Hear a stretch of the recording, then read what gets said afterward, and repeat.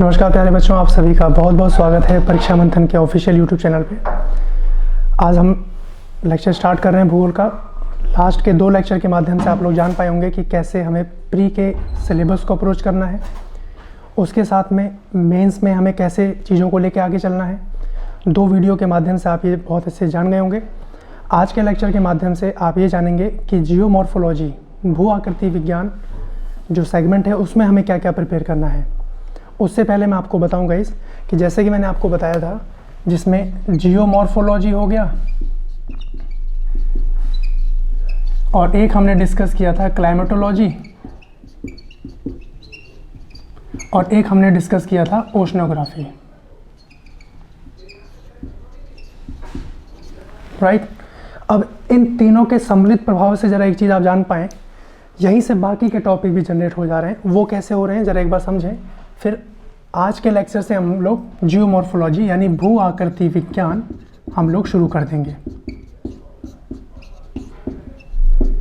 भू आकृति विज्ञान, अब जरा एक चीज़ समझिए कि ये सूर्य है और ये पृथ्वी और ये आपका विषुवत रेखा, जो भूमध्य रेखा जिसको बोल रहे हैं, विषुवत रेखा, भूमध्य रेखा, ठीक। ध्यान से समझिएगा। अब सूर्य की जो किरणें हैं ये पृथ्वी पर जब पहुंच रही हैं, आप देख पा रहे होंगे कि किस किरण को यानी कौन से डायमेंशन को पृथ्वी तक पहुंचने में ज़्यादा समय लग रहा है। यानी ये वाला जो हिस्सा है यहाँ, यानी अगर हम पोल की बात कर रहे हैं तो जो सूर्य की किरणें हैं वो बहुत जाहिर सी बात है लेट पहुँच रही हैं। लेकिन अगर हम लोग भूमध्य रेखा की बात करें तो बाकी हिस्सों की अपेक्षा यहाँ पे जल्दी पहुँच रही हैं, यानी कम समय ले रही है। और जब कम समय लेगी तो इसमें होगा क्या कि जो सूर्य तप है, जो टेम्परेचर है, जो सूर्य तप है वो बढ़ जाएगा। ये भी हमें टॉपिक पढ़ना है। जब सूर्य तप बढ़ेगा तो उसके बाद कहीं ना कहीं वेपोरेशन की प्रक्रिया होगी, वाष्पीकरण बढ़ेगा। उसके बाद क्या होगा, वाष्पीकरण बढ़ जाएगा। और जब वाष्पीकरण बढ़ेगा तो उसके बाद आप जान रहे हैं नमी बढ़ेगी, आर्द्रता बढ़ जाएगी। और जब कहीं ना कहीं आर्द्रता बढ़ रही है तो उसी क्रम में बादलों का निर्माण हो रहा है और वर्षा हो रही है। ये सारे टॉपिक हमें मेंस के स्तर पे भी पढ़ने हैं और प्री स्तर पे वो ऑटोमेटिक कवर होंगे ही होंगे। आर्द्रता बढ़ेगी तो उसके साथ क्या होगा, बादलों का निर्माण हो जाएगा। बादलों का निर्माण होगा और वर्षा बढ़ जाएगी, वर्षा होगी। और फिर कहीं ना कहीं साइक्लिक प्रोसेस में ये सारा काम होता रहेगा। जब ये सारी प्रक्रिया हो रही है, इन सब के सम्मिलित प्रभाव से, मैंने क्या कहा, इन सब के सम्मिलित प्रभाव से, सम्मिलित प्रभाव से क्या होगा, जो रॉक्स हैं, चट्टान है, उनका विघटन होगा, विनियोजन होगा। और कहीं ना कहीं आगे चलते हुए आगे इसी क्रम में मृदा का निर्माण होगा। तो मृदा टॉपिक भी हमें पढ़ना है। तो यहीं से सारे टॉपिक जनरेट हो रहे हैं, यानी इनके सम्मिलित प्रभाव से चट्टान का विघटन हो रहा है, चट्टान का विघटन हो रहा है और चट्टान का विघटन होने के साथ मृदा का निर्माण हो रहा है।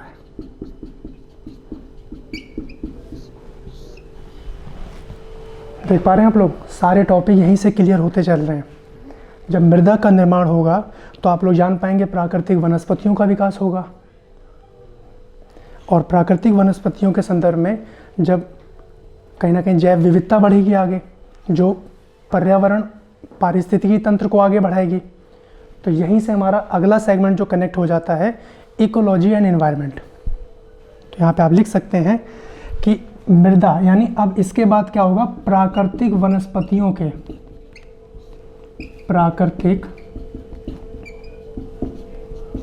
प्राकृतिक वनस्पतियों के लिए अनुकूल दशाएं बनेंगी। प्राकृतिक वनस्पतियों के लिए अनुकूल दशाएं बनेंगी। इसके ऊपर मैं लिख दे रहा हूँ। इससे क्या होगा, जो पर्यावरण है और पारिस्थितिकी तंत्र, पारिस्थितिकी तंत्र ये भी कहीं ना कहीं प्रभावित होगा, विकसित होगा, और जो मानव समुदाय के लिए बहुत इम्पोर्टेंट है। यहीं पे हम लोग बायोजियोग्राफी को यहाँ पे हम लोग कनेक्ट कर पाएंगे। ठीक है, तो हम लोग जो आज शुरू करेंगे वो जियोमॉर्फोलॉजी रहेगा। इसमें मेंस के स्तर पर भी जानेंगे कि आपको लेखन शैली कैसे बनानी है, कैसे आपको शब्दों से ही कई लाइनों में उसको पिरो देना है, ये कला आप लोग जानेंगे। उसके साथ हम ये भी जान पाएंगे कि एग्जैक्ट में हमें भू आकृति विज्ञान के अंतर्गत पढ़ना क्या है। अब आप एक चीज़ समझ पाएँ कि जो भू आकृति विज्ञान है ये जियोलॉजी यानी भूगर्भ शास्त्र की एक शाखा है, इंडिविजुअल सब्जेक्ट नहीं है। तो लेकिन हमारा जो मेन टारगेट है, हमें तो यही अप्रोच करना है। जैसे कि मैं बार बार कह रहा हूँ कि हमें कंसेप्ट को पकड़ लेना है, और उसके बाद फिर हम लोग आगे भी बात करेंगे कि 90 डेज़ का अगर समय बचा है, 30 डेज़ का समय बचा है, तो हमें चीज़ों को कैसे रिवाइज़ करना है। लेकिन अभी आपका पूरा फोकस यही होना चाहिए कि आप लोग कंसेप्ट को डेवलप करें। ठीक है, इसका स्क्रीनशॉट ले लीजिए आप लोग।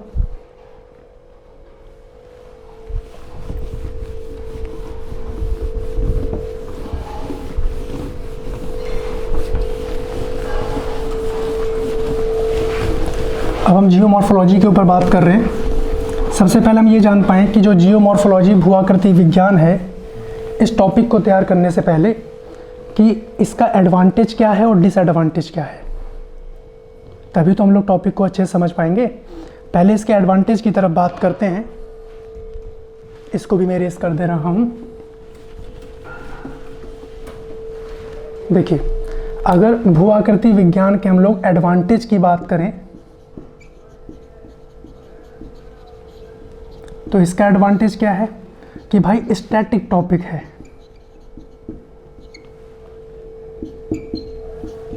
स्टैटिक मतलब फिक्स है, यानी सारी चीज़ें कहीं ना कहीं अवधारणाओं पे आधारित हैं। एक सैद्धांतिक टॉपिक है। जो अवधारणाएं, जो सिद्धांत दिए जा चुके हैं, अब वो बदलने वाले तो नहीं हैं। हाँ, उनके संदर्भ में कुछ आलोचनाएं वगैरह हो रही हैं, वो हमें जान लेना है, और कुछ सुधार, कुछ सुझाव अगर हम लोग अपनी तरफ से दे सकते हैं वो हमें बता देना है। तो पहला एडवांटेज क्या है कि स्टैटिक टॉपिक है, सैद्धांतिक टॉपिक है।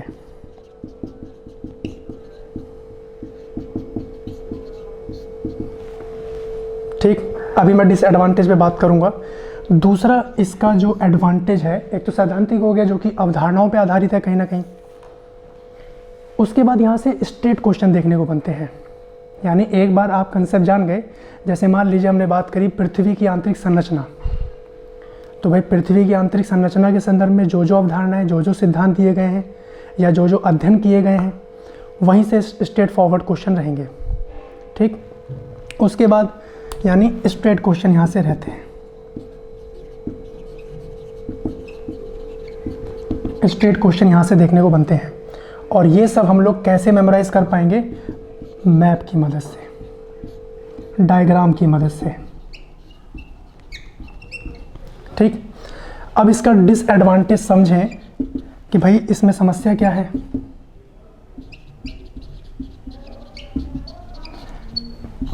डिसएडवांटेज भी गाइस मैं नहीं कहूँगा पूरा है, लेकिन डिसएडवांटेज इस वजह से भी है क्योंकि जो अधिकांश भूगोलवेता हैं वो सारे जर्मन बेस्ड हैं। तो जो टेक्निकल वर्ड हैं उनकी मीनिंग समझने में कहीं ना कहीं समस्या आती है, तो हमें वही सॉल्व कर लेना है। तो क्या है डिसएडवांटेज? थोड़े टेक्निकल वर्ड हैं इसके, एक बात समझ जाइएगा तो सब स्टैटिक है, कुछ बदलने वाला नहीं है गाइस। टेक्निकल वर्ड हो गया, और ये भूगर्भ शास्त्र की एक शाखा है, एक ब्रांच है उसकी, आप ये कह सकते हैं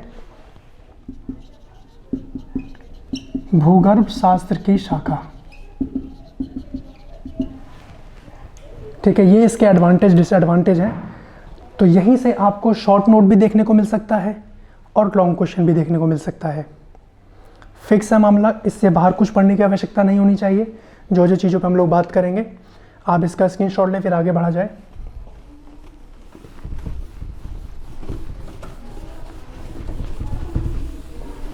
जैसे कि मैंने आपको बताया कि हमें डायग्राम को लैंग्वेज देना आना चाहिए, कोई फ्लो चार्ट हमने बनाया उसे लैंग्वेज देना आना चाहिए। अब जैसे भू आकृति विज्ञान कहीं ना कहीं एक टेक्निकल वर्ड है, तो आप इसको कैसे एलोबरेट करेंगे वो ज़रा समझिए। यहाँ पे भू का मतलब है भूमि,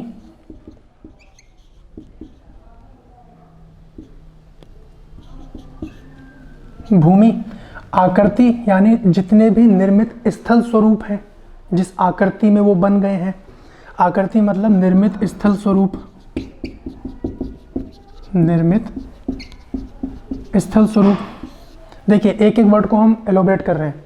विज्ञान का क्या मतलब है? साइंस का मतलब है कि किसी भी विषय का क्रमबद्ध अध्ययन, क्रमबद्ध अध्ययन, ये आपका विज्ञान कहला रहा है। क्रमबद्ध अध्ययन या तार्किक अध्ययन, आप स्लैश डाल के तार्किक भी लिख सकते हैं। अब यहीं से मान लीजिए आपसे पूछ ले कि भू आकृति विज्ञान पे टिप्पणी लिखिए, तो एक इंट्रोडक्शन तो लिखिएगा ना आप। तो आप कैसे बताएंगे कि भू आकृति विज्ञान भौतिक भूगोल की एक शाखा है जिसमें निर्मित स्थल स्वरूपों का हम क्रमबद्ध या तार्किक अध्ययन करते हैं। एक लाइन मतलब एक वर्ड से आपको एक पूरा लाइन मिल गया। ऐसे ही डायग्राम भी आएंगे, तो डायग्राम को देखते हुए हमें उसको लैंग्वेज दे देनी है। लेखन शैली में सभी परिपक्व नहीं होते हैं और धीरे धीरे आप लोग उस कला को जानेंगे और आप भी परिपक्व हो जाएंगे, है ना। तो जैसे कि मैंने कहा, आप चाहें तो इस लाइन को नोट कर सकते हैं। एक तो जियोमॉर्फोलॉजी हो गया, भू आकृति विज्ञान। और जैसा कि मैंने बताया कि भाई ये जो भू आकृति विज्ञान है ये भूगर्भ शास्त्र की शाखा है, भूगर्भ शास्त्र की शाखा है। अब भूगर्भ शास्त्र में होता क्या है, जितने भी पृथ्वी की उत्पत्ति है, संरचना है, स्ट्रक्चर हो गया या संगठन है, अब इनका अध्ययन करते समय हमें स्थल स्वरूपीय विशेषताओं को भी ध्यान में रखना है ना। तो अब पूरी लाइन को आप कैसे कहेंगे, ध्यान से सुनिएगा और नोट करते चलिएगा, है ना। एक पेन कॉपी लेके बैठें ताकि स्टार्टिंग से आप सब चीज़ें नोट करते चलें। जैसे अगर मैं कहूँ कि भू आकृति विज्ञान भौतिक भूगोल की एक ऐसी शाखा है जिसके अंतर्गत हम पृथ्वी की सतह पर निर्मित, और ऐड कर सकते हैं, जिसके अंतर्गत हम भूमि कह लो या तो पृथ्वी, जिसके अंतर्गत हम पृथ्वी की सतह पर निर्मित विभिन्न स्थल स्वरूपों का क्रमबद्ध या तार्किक अध्ययन करते हैं। आप वीडियो को पॉज करके रिवाइंड करके भी नोट कर सकते हैं। नोट जरूर कर लीजिएगा, क्योंकि जब आपके सामने प्रश्न रहेगा तो आप लोग वहाँ पे अपना आंसर राइटिंग में भी उसको यूज़ कर पाएँ। ठीक, अब जैसे मैंने बताया भूगर्भ शास्त्र, यहाँ पे हम लोग पृथ्वी की उत्पत्ति,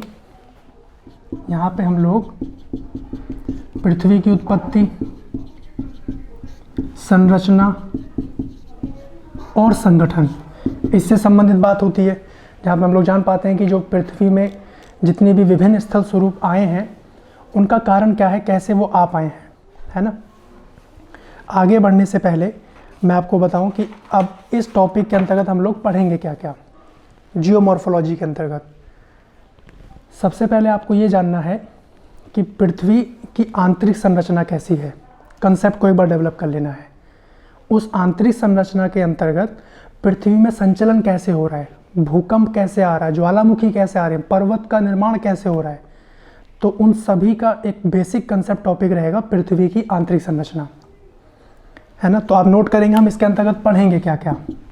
जो बेसिक टॉपिक हैं आपके, जो हमें जानने हैं, जो बेसिक टॉपिक हैं वो है पृथ्वी की आंतरिक संरचना,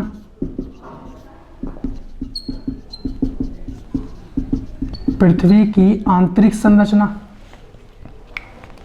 उसके बाद हम लोग समझेंगे, जब पृथ्वी की आंतरिक संरचना बेसिक स्ट्रक्चर को जान जाएंगे, तब हम लोग बात करेंगे कि अब जो संचलन हो रहा है वो कौन से स्तर पे हो रहा है। तो अगला जो टॉपिक रहेगा इसमें आपका, वो लिखिएगा भू संचलन, जिसको अर्थ मोमेंट कह रहे हैं। तीसरा जो बेसिक टॉपिक हमें इसमें पढ़ना है वो है चट्टान। जब हम लोग जान पाएंगे कि भू संचलन ऐसे हो रहा है और पृथ्वी की आंतरिक संरचना ये है, तब हमें समझ में आएगा कि जो विभिन्न स्थल स्वरूपों की उत्पत्ति हो रही है वो कैसे हो रही है। वहीं से हमारा टॉपिक कनेक्ट हो जाएगा चट्टान। ठीक है जी। तो ये जैसे कि मैंने कहा, ये हमारे बेसिक टॉपिक है। बेसिक। अब इसके अंतर्गत मेन स्पेशल टॉपिक जो रहेगा, जो बहुत इंपॉर्टेंट है जियोमॉर्फोलॉजी में, वो है प्लेट विवर्तनिकी सिद्धांत, प्लेट टेक्टोनिक थ्योरी। तो बेसिक टॉपिक के बाद जब हम लोग टॉपिक पे मूव करेंगे, यानी जो हमें इसके अंतर्गत पढ़ना है वो है प्लेट विवर्तनिकी सिद्धांत, प्लेट विवर्तनिकी सिद्धांत। ठीक है जी, मेंस में भी अच्छे खासे प्रश्न आते हैं यहाँ से, यानी प्लेट टेक्टोनिक थ्योरी।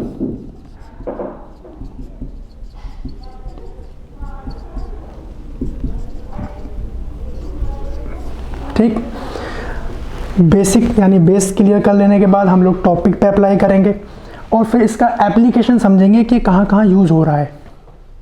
पृथ्वी की आंतरिक संरचना, भू संचलन, चट्टान, अब इनका एप्लीकेशन कहाँ हो रहा है, कहाँ पे हम इनका प्रयोग देख पाएंगे। तो हम कहाँ देखेंगे, एक तो भूकंप में देखेंगे, ये तो हो गया बेसिक टॉपिक। मेन टॉपिक ये रहेगा, इसका एप्लीकेशन क्या रहेगा, मतलब ये सारी चीज़ें कहाँ पे यूज़ हो रही हैं। तो पहला हम देखेंगे भूकंप, आप लोगों ने सिलेबस में हमने डिस्कस किया था लास्ट सेगमेंट में। भूकंप हो गया, ज्वालामुखी हलचल, आप इसको लिखिएगा ज्वालामुखी प्रक्रिया, क्योंकि मेंस में भी यहाँ से प्रश्न है। और मैंने आपको लास्ट लेक्चर के माध्यम से ये भी बताया था कि हमें मेंस को सेंटर में रखते हुए प्री की तैयारी करनी है। ठीक, उसके बाद हम समझेंगे पर्वत रचना, कि भाई जब हम लोग बेसिक समझ गए, अब पर्वतों की उत्पत्ति हो कैसे रही है, तो हम जानेंगे पर्वत रचना। और एक चौथा टॉपिक हम लोग इसमें जानेंगे सुनामी। ठीक है, इतने सेगमेंट जान लेने के बाद एक समझ विकसित हो जाएगी और उसके बाद हम लोग जो मूव करेंगे, मैं आपको अभी से डिस्कस करूं, हम लोग मूव करेंगे वर्ल्ड टूर की तरफ। वर्ल्ड टूर जहाँ पे हम लोग सारे कॉन्टिनेंट को कवर कर रहे होंगे, जो प्री और मेंस दोनों के लिए बहुत इंपॉर्टेंट है। ठीक है, क्योंकि एक बेसिक अंडरस्टैंडिंग हो जाएगी, तब जाके हमें कॉन्टिनेंट को भी समझना है। एक एक कॉन्टिनेंट के ऊपर हम लोग बात करेंगे। पहले आप इसका स्क्रीनशॉट ले लीजिए। तो ये टॉपिक हम लोगों को पढ़ने रहेंगे इसके अंदर।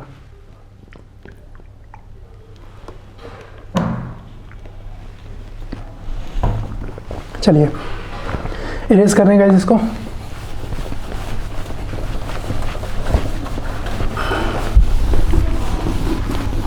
अब जैसे कि मैंने कहा, यहाँ पे कुछ टेक्निकल टर्म्स हैं, ज़रा उनको समझने से पहले मैं आपको एक चीज़ बताऊं।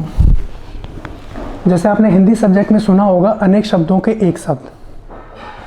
जैसे मैंने कहा किसी इमारत का टूटा फूटा खंडर, मैंने इतनी लंबी लाइन कही। अब अगर इसको एक शब्द में कहना हो तो हम कहेंगे भग्नावशेष, है ना। अगर मैंने कहा हाथों के द्वारा लिखी गई पुस्तक, तो हम लोग कहते हैं पांडुलिपि। इतनी लंबी लाइन के लिए एक शॉर्ट वर्ड।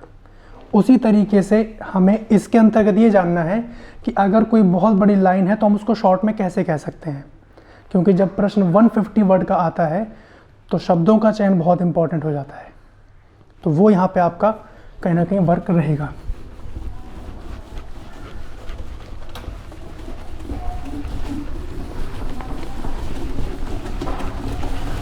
अब जरा ध्यान से समझिए कि वो लंबी लाइन है कौन सी जिसके बारे में मैं बात कर रहा हूँ। जैसे मैंने कहा कि पृथ्वी की सतह पर, जैसे मैंने कहा कि पृथ्वी की सतह पर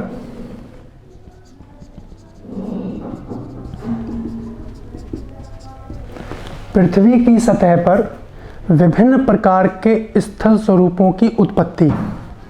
पृथ्वी की सतह पर विभिन्न प्रकार के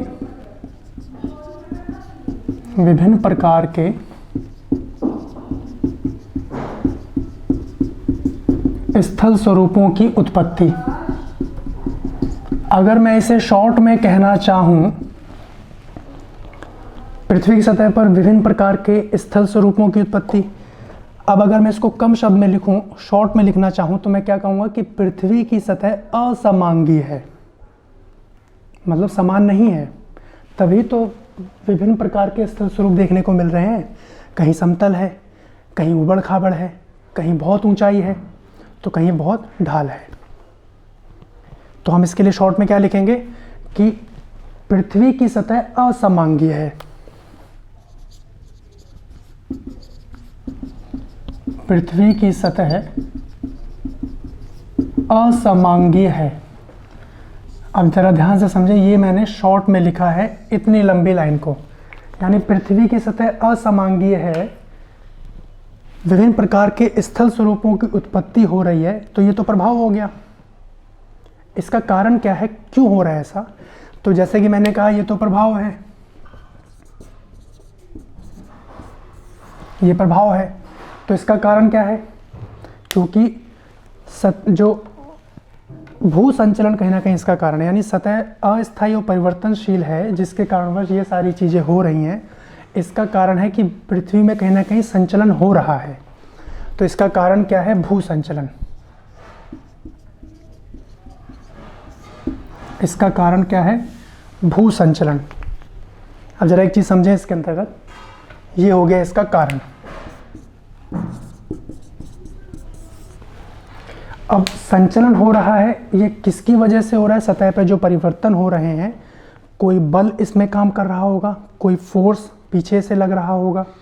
अब जरा एक चीज़ समझिए, ये पृथ्वी है, ये इंटरनल मान लीजिए इसकी परतें हैं। भू संचलन का जो कारण है, भू संचलन होने का कारण है बल, फोर्स। अगर बल पृथ्वी की अंदर की परतों से लग रहा है तो उसको बोला जा रहा है अंतर्जात बल, है ना। यानी अगर मैं बात करूं कि बल की उत्पत्ति का स्रोत क्या है, बल कहां से उत्पन्न हो रहा है, तो हम क्या कहेंगे ना कि पृथ्वी के आंतरिक भाग से उत्पन्न बल। हम क्या कहेंगे कि पृथ्वी के आंतरिक भाग से उत्पन्न बल, और इसको हम लोग कहेंगे अंतर्जात बल।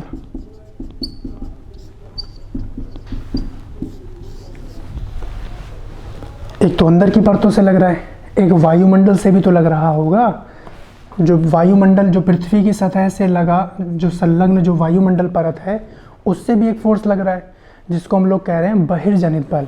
यानी पृथ्वी की सतह से संलग्न, दूसरा क्या लिखिएगा कि पृथ्वी की सतह से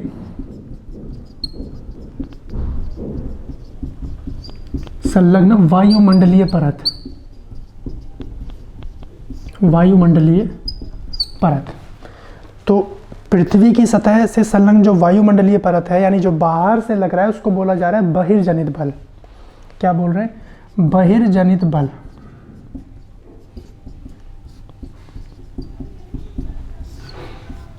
जो अंतर्जात बल है, इसको एंडोजेनेटिक फोर्स के नाम से जाना जा रहा है। इंग्लिश में इसको एंडोजेनेटिक फोर्स कह रहे हैं, इसको नोट कर लीजिएगा, एंडोजेनेटिक फोर्स। और इसको एक्सोजेनेटिक फोर्स कहा जा रहा है, एक्सोजेनेटिक फोर्स।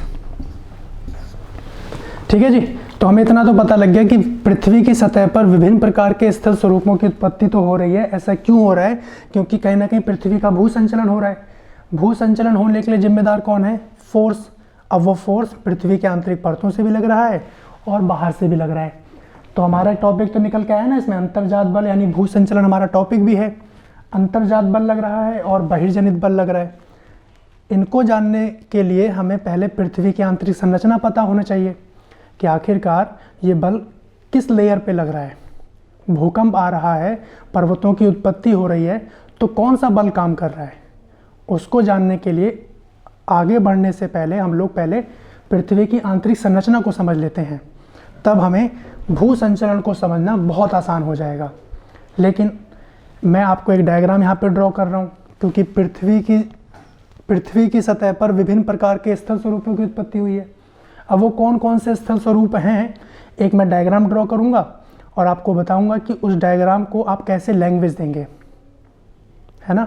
कोई भी व्यक्ति 100% नहीं लिख सकता परफेक्ट, लेकिन हम 100% तक तो पहुंचने का प्रयास कर ही सकते हैं। तो वही कला हमें जाननी है। इसको नोट कीजिए, फिर आगे बढ़ा जाए। स्क्रीनशॉट ले लीजिएगा।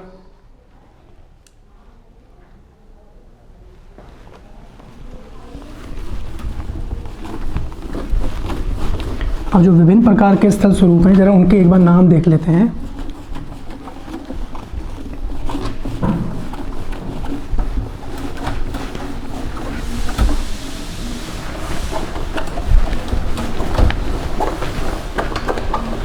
अब जो चीज़ मैं आपको बताने चल रहा हूँ, इसकी मदद से आप किसी भी डायग्राम को लैंग्वेज देना सीख पाएंगे। आगे भी जैसे जैसे डायग्राम आएंगे हम उनकी मदद से आगे बढ़ते चलेंगे। एक डायग्राम आप बनाइएगा।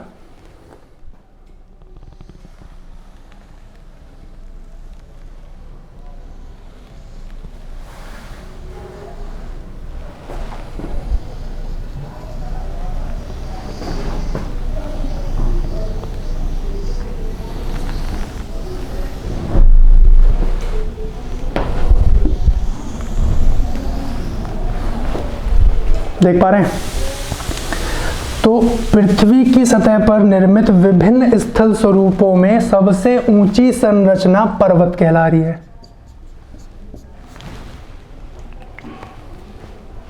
पृथ्वी की सतह पर, ये पृथ्वी की लेयर है, पृथ्वी की सतह पर निर्मित विभिन्न स्थल स्वरूपों में सबसे ऊंची संरचना पर्वत कहला रही है, जिसका आधार चौड़ा, जिसका आधार चौड़ा, ढाल तीव्र। अब जरा समझिए कि जो ढाल शब्द है, भाई ढाल या तो तीव्र होगा या तो मंद होगा। ढाल या तो तीव्र होगा या तो मंद होगा। अब इसका ढाल कैसा है पर्वत का? ढाल तीव्र और शिखर नुकीला।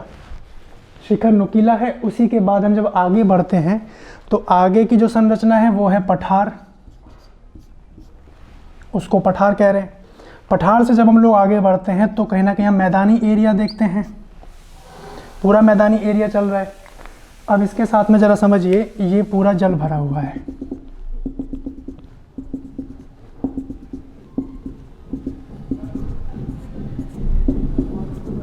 ये सब जल में डूबा हुआ है। इन सब के नाम आपको पता होने चाहिए क्योंकि ये बार बार रिपीट होंगे आगे चल के। तो एक बार में समझ लीजिए, मैंने कहा पर्वत, पठार, मैदान। जैसे ही मैदान का वह हिस्सा जो समुद्र में डूब रहा है उसको महाद्वीपीय या महासागरीय तट कह रहे हैं। आप बीच वगैरह देखे होंगे आप लोगों ने, अगर आप पर्सनली गए भी हों, यानी हम उसको तटीय मैदान कह रहे हैं, कोस्टल प्लेन। तो ये वाला जो एरिया है जो समुद्र में डूब गया है, इसको बोला जा रहा है तटीय मैदान। इन सबको इंग्लिश में भी लिख लें आप, क्या क्या बोला जा रहा है। ये तो हो गया माउंटेन। दूसरे नंबर पे प्लेटो, मैदान यानी प्लेन, तटीय मैदान कोस्टल प्लेन।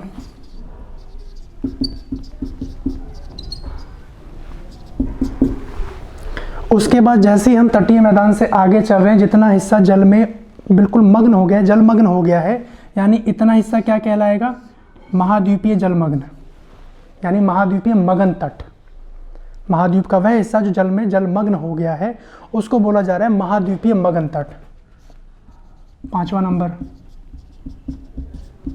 महाद्वीपीय मगन तट।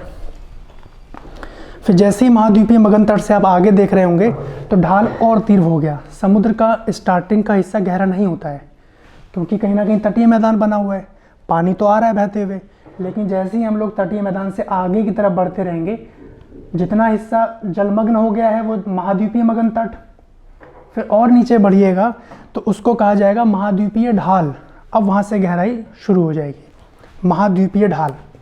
जैसे ही हम लोग आगे बढ़ेंगे तो ये अब यहाँ पे महाद्वीपीय ढाल देखने को बनेगा। तो 6 नंबर है महाद्वीपीय ढाल। महाद्वीपीय ढाल से जैसे ही आगे बढ़ेंगे तो कुछ हमें इस तरीके का रीजन देखने को बनेगा।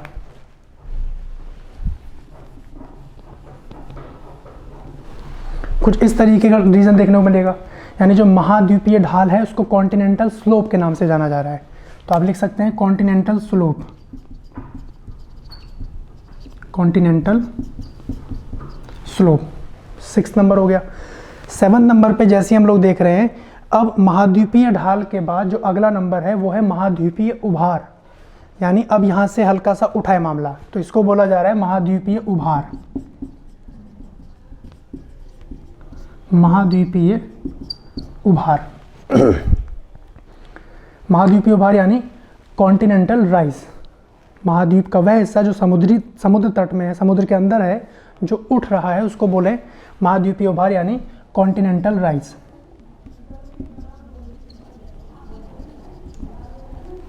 Continental rise. जैसे कॉन्टिनेंटल राइज के आगे बढ़ेंगे तो समुद्र की गहराई मिलेगी हमें, जिसको बोला जाता है महासागर नीतल, है ना, जिसको बोलते हैं ओशन बॉटम, महासागर नीतल। तो यहाँ जब हम पहुंचे 8वां नंबर महासागर नीतल यानी ओशन बॉटम। ठीक है, अब आप देख रहे होंगे 8वें नंबर के बाद जैसे ही हम आगे बढ़े, भाई ये दोनों क्या चीज़ है, पृथ्वी की आंतरिक संरचना जब पढ़ेंगे तो वहाँ और अच्छे से क्लियर हो जाएगा, बट फिर भी अब इनके नाम जाने रहें। इनको बोला जाता है, ये जो दो टॉप निकले हुए हैं इनको बोलते हैं महासागरीय कटक, यानी ओशन रिज के नाम से जाना जा रहा है, महासागरीय कटक। तो 8 नंबर हो गया, 9th नंबर महासागरीय कटक, ओशन रिज। और इसके बीच में जो ये स्थल निर्मित हो गया है इसको बोलते हैं भ्रंश घाटी। शब्दों से परिचित होना आपको बहुत आवश्यक है। भ्रंश घाटी यानी रिफ्ट वैली। हम लोग भारत के संदर्भ में पढ़ेंगे कौन सी नदियां हैं जो रिफ्ट वैली यानी जो रिफ्ट भ्रंश की घाटी में बहती हैं। तो भ्रंश घाटी कहाँ है, जहाँ पे महासागरीय कटक है, ये तो महासागर के अंदर की बात हो रही है, उसके बीच में जो निर्मित जो पट्टी बन रही है उसको बोला जा रहा है, मैं 10वां नंबर मेंशन कर रहा हूँ, भ्रंश घाटी। भ्रंश घाटी यानी रिफ्ट वैली।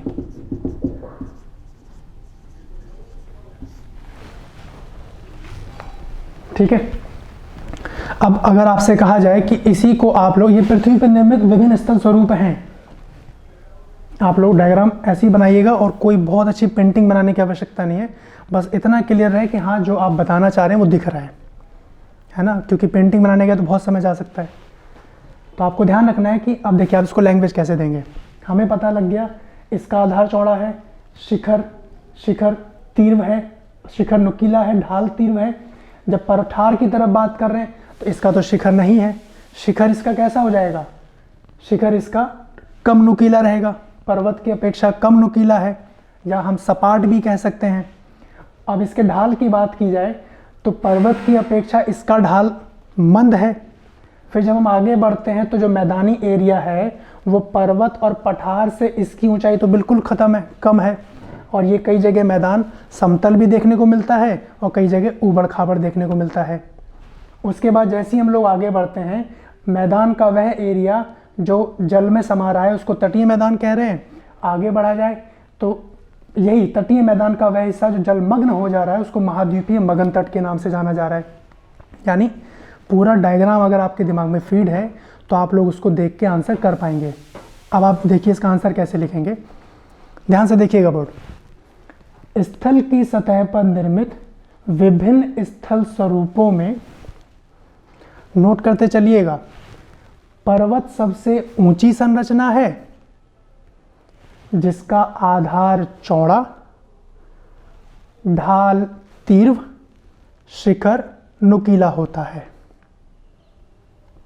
समझ पा रहे हैं कैसे हम इसको एलोबरेट कर रहे हैं? बस केवल डायग्राम देखना है और उसी के अनुसार बोल देना है कि स्थल स्वरूपों में यानी पृथ्वी की सतह पर निर्मित विभिन्न स्थल स्वरूपों में पर्वत सबसे ऊंची संरचना है जिसका आधार चौड़ा, ढाल तीव्र, शिखर नुकीला होता है। पठार, नेक्स्ट लाइन में, जबकि पठार जिसकी ऊंचाई पर्वत की अपेक्षा कम होती है, ढाल मंद होता है और शिखर सपाट होता है। ऐसे ही करते करते आप 10 पॉइंट के बारे में लिख दीजिएगा। आप समझ पाए कितना लिख दिया आपने, और बिल्कुल एक्यूरेट लिखा आपने, जो पूछा गया उसी के बारे में बता दिया। ठीक है, मैं रिपीट कर दे रहा हूँ, आप इसको नोट कर लेंगे एक बार कि स्थल की सतह पर निर्मित विभिन्न स्थल स्वरूपों में पर्वत सबसे ऊंची संरचना है जिसका आधार चौड़ा, ढाल तीव्र, शिखर नुकीला होता है, जबकि पठार की ऊंचाई पर्वत से कम और ढाल मंद और ऊपरी भाग सपाट होता है। तीसरा पॉइंट लिखेंगे, इसी में आप पॉइंट बना के भी लिख सकते हैं और पैराग्राफ में भी लिख सकते हैं, कोई बाउंडेशन नहीं है, बस जो आप लिख रहे हैं वो क्रिस्टल क्लियर हो कि यहाँ जो पूछा गया है उसके बारे में आप बता रहे हैं। नेक्स्ट लाइन लिखिएगा, मैदान की ऊंचाई पर्वत और पठार की अपेक्षा कम होती है, जो कि कई जगह समतल और ऊबड़ खाबड़ हो सकता है। नेक्स्ट, मैदान का वह भाग जो समुद्र के किनारे होता है, उसे तटीय मैदान कहते हैं, जबकि तटीय मैदान जलमग्न हो जाता है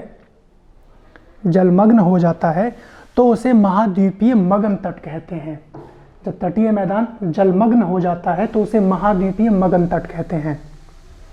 आगे बढ़िए कि जहाँ समुद्र की गहराई अधिक होती है, महाद्वीपीय ढाल भी अधिक होता है, और महासागर के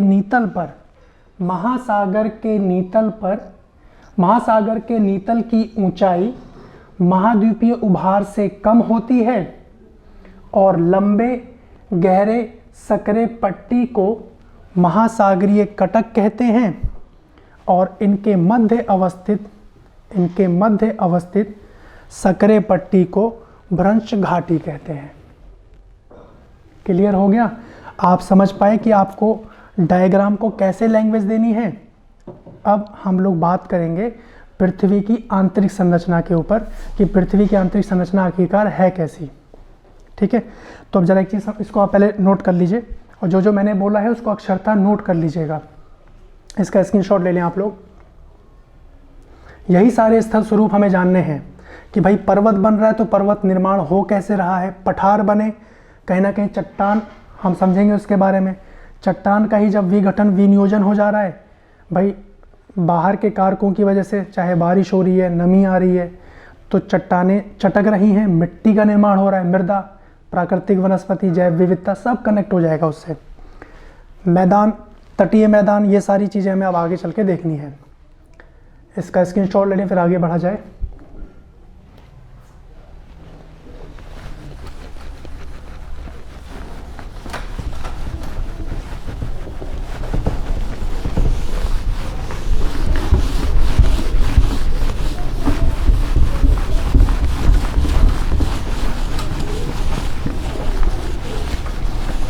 अब इतने स्तर पर ही आपको अगर ये डायग्राम दिया जाए तो आप आराम से इसमें 150 वर्ड अराउंड लिख सकते हैं, क्योंकि अभी आगे और भी चीज़ें ऐड होंगी तो आप उन सब को भी इसमें ऐड ऑन कर सकते हैं। तो भाई भू संचलन को जानने से पहले हमें ये पता होना चाहिए कि पृथ्वी की सतह पर जो भू संचलन हो रहे हैं वो जानने के लिए हमें पहले पृथ्वी की आंतरिक संरचना के बारे में पता होना चाहिए। तो इस लेक्चर में हम लोग इतना ही रखते हैं। नेक्स्ट लेक्चर में हम लोग बात करेंगे कि पृथ्वी की आंतरिक संरचना आखिरकार है कैसी, कितनी परतों में उसका निर्माण हो रहा है और उससे संबंधित क्या क्या अध्ययन किए गए हैं उनके बारे में बात करेंगे। ठीक है, चलिए मिलते हैं फिर। धन्यवाद।